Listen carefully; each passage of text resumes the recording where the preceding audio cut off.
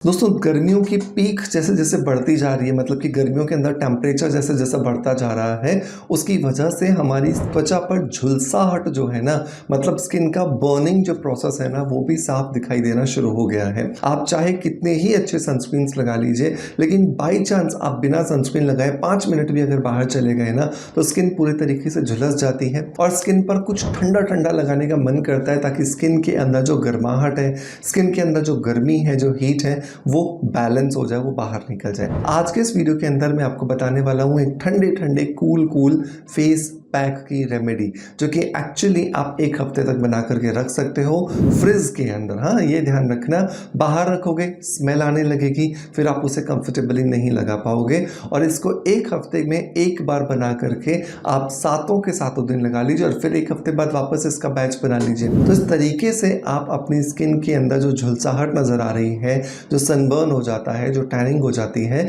उसे काफ़ी हद तक ख़त्म कर सकते हैं। और जब आप अपनी त्वचा को ठंडा ठंडा टेम्परेचर देते हैं, ठंडा ठंडा फील कराते हैं ना, तो इसकी वजह से ना सिर्फ आपकी स्किन की झुलसाहट खत्म होती है, बल्कि आपकी स्किन फ्रेश दिखाई देती है। आपकी स्किन के जो ओपन पोर्स होते हैं वो श्रिंक हो जाते हैं और आपकी स्किन के ऊपर आपको लॉन्ग लास्टिंग ग्लो आता है। तो वो लोग जिनको गर्मियों के अंदर ऑयल बहुत ज़्यादा बनने से ओपन पोर्स थोड़े से और ज़्यादा इनलार्ज हो जाते हैं, उनके लिए भी ये बहुत अच्छा उपाय है। तो आपको भी ये ज़रूर ट्राई करना चाहिए। तो देर नहीं करते हैं और चलिए अब स्ट्रेट अवे स्टार्ट करते हैं और समझते हैं कि किस तरीके से इस फेस पैक को बनाया जाएगा।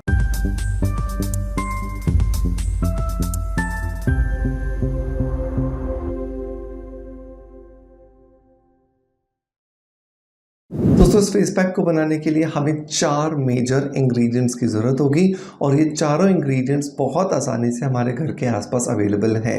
नंबर 1 और बहुत ज़्यादा इंपॉर्टेंट जो इंग्रेडिएंट है वो है गोंद कतीरा। गोंद कतीरा बहुत आराम से आपको किसी भी किराने की दुकान पर, नहीं तो किसी बड़ी परचूनी की दुकान पर मिल जाता है, नहीं तो आप अमेजोन या फ्लिपकार्ट से भी मंगवा सकते हैं। गोंद कतीरा और जो गोंद के लड्डू हम बनाते हैं, इन दोनों में फ़र्क होता है। गोंद कतीरे का नेचर या तासीर ठंडी होती है, जबकि जो गोंद जिसको हम लड्डू बनाने के लिए इस्तेमाल करते हैं उसकी तासीर गर्म होती है। तो हमें यहाँ पर गर्मियों के लिए फेस पैक बनाना है, तो हम यहाँ पर गोंद कतीरा का इस्तेमाल करेंगे। ये गलती प्लीज़ आप मत करिएगा कि आप नॉर्मल गोंद लेकर के बैठ जाए, क्योंकि नॉर्मल गोंद का इस्तेमाल हम गर्मियों के लिए फेस पैक बनाने के लिए नहीं कर सकते। तो गोंद कतीरा के लगभग 10 टुकड़े ले लीजिए। मैं 1 हफ्ते की रेसिपी बता रहा हूँ आपको। 10 टुकड़े ले लीजिए, छोटे छोटे आएंगे इसके टुकड़े, और 10 टुकड़ों को आपको क्या करना है, एक बड़ा बर्तन के अंदर डाल करके पानी भर करके इसको 24 घंटे के लिए छोड़ दीजिए। 24 घंटे बाद जब आप इसको देखोगे ना, तो ये पूरी तरीके से एक ऐसा कन्वर्ट हो जाएगा जैसे आपने आइस को तोड़ करके इसके अंदर रख दिया हो। बिल्कुल जैसे आइस को हम गोला बनाने के लिए क्रश करते हैं ना, बर्फ का गोला बनाने के लिए क्रश करते हैं, बिल्कुल वैसा सा आपको दिखाई देगा। तो बेसिकली ये गोंद कतीरे का ठंडा ठंडा जेल बन करके तैयार हो गया है। अब इस ठंडे ठंडे जेल को अच्छा बनाने के लिए, ताकि ये लगने में कंफर्टेबल हो जाए, हम क्या करेंगे, मथनी रहती है हम सबके घर के अंदर, उस मथनी से अच्छे से मथ लेंगे, ताकि इसके अंदर जितनी गांठें हैं, जितने लम्स हैं, जितने भी बबल्स बने हुए हैं, सब अच्छे से खत्म हो जाए और एक स्मूथ टेक्सचर का जेल हमें मिल करके तैयार हो जाएगा। अब दूसरा इंग्रेडिएंट क्या चाहिए? तो दूसरा इंग्रेडिएंट हमें चाहिए बेसिल या फिर सब्जा के बीज। मैं चिया सीड्स नहीं बोल रहा हूँ यहाँ पर, ये भी आप ध्यान रखिएगा।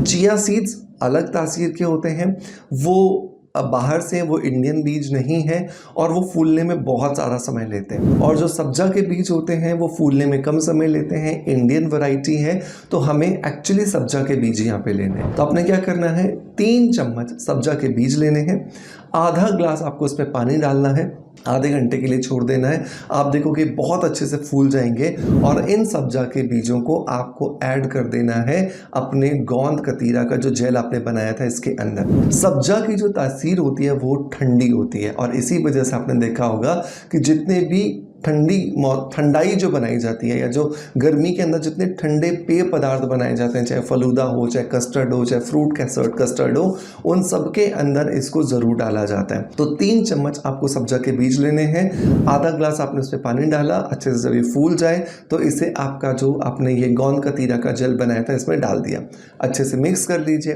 अब इसके अंदर आपको तीसरा इंग्रेडिएंट डालना है। तीसरा इंग्रेडिएंट है एलोवेरा जेल। एलोवेरा जेल भी आप यहाँ पर 3 से 4 चम्मच ऐड करेंगे। एलोवेरा जेल आपकी स्किन को सूदिंग, कामिंग और रिलैक्सिंग प्रॉपर्टीज़ देता है, जिसकी वजह से आपकी स्किन में जो झुलसाहट हो जाती है, जो कालापन हो जाता है, जो टैनिंग हो जाती है, जो आपको बहुत बार ऐसा दिखाई देता है कि स्किन बिल्कुल ग्लोलेस हो गई है, डल हो गई है, तो उसको ठीक करने में आपकी बहुत ज़्यादा मदद करेगा।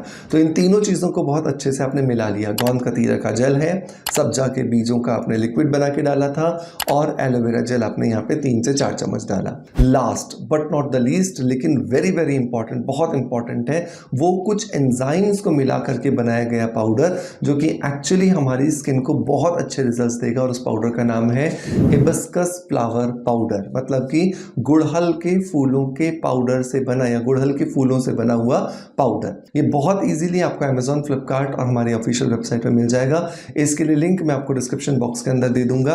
और मेक श्योर कीजिए कि आप इसे ज़रूर डालें, क्योंकि अगर आप इसे नहीं डाल रहे तो आप समझिए कि आपको 50% ही रिजल्ट मिलने वाला है। जिस तरीके से आप अपने खाने को बिना मसालों के पूरा नहीं महसूस करते, एक छोटी सी चीज़, एक नमक भी डालना भूल जाए तो खाने का स्वाद कैसा बेस्वाद हो जाता है, बिल्कुल वैसे ही अगर आपने हिबिस्कस फ्लावर पाउडर ऐड नहीं किया तो पूरा DIY 50% ही आपको रिजल्ट देगा। तो बाकी के 50% आपको इन एंजाइम से मिल जाते हैं, जो कि गुड़हल के फूलों के अंदर होते हैं। तो आपने क्या करना है, 4 चम्मच इस हिबिस्कस फ्लावर पाउडर को डालना है, अच्छे से मिक्स करना है। अब इस मिक्सचर को बना करके फ्रिज में रख दीजिए।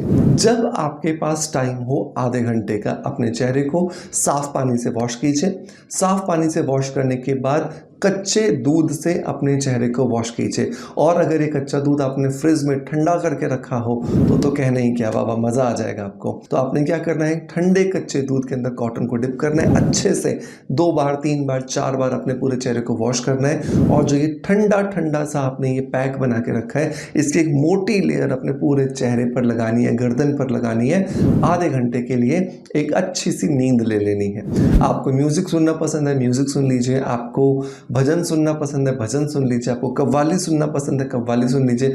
What ever would you like to do, आप आधे घंटे वो कीजिए। और आधे घंटे के बाद अपने चेहरे को ठंडे पानी से वॉश कर लीजिए। दिन में एक बार आपको ये प्रोसेस करना है। आपके पास ज़्यादा टाइम है, आप 2 बार करना चाहते हैं 2 बार भी कर सकते हैं, कोई दिक्कत नहीं है। ये आपकी त्वचा की झुलसाहट को खत्म करेगा, आपकी त्वचा पे ग्लो लेकर आएगा। आपकी त्वचा पर जो ओपन पोर्स की विजिबिलिटी आपको दिखाई दे रही थी, उसको भी खत्म करने में ये मदद करेगा और स्किन को ओवरऑल रिजुविनेट करेगा।